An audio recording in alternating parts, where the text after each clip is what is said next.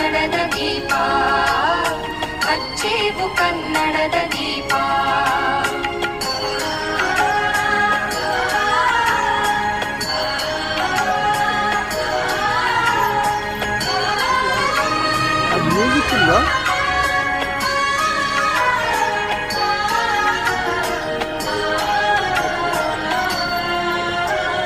ಬಹುದಿನಗಳಿಂದ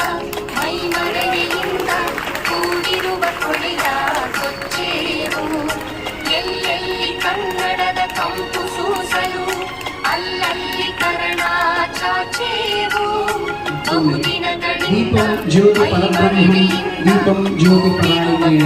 दीपेन झरते पापं संध्यादीपं नमोऽस्तु ಕಂಪು ಸೂಸಲು ಅಲ್ಲಲ್ಲಿ ಕನ್ನಡ ಚಾಚೇವು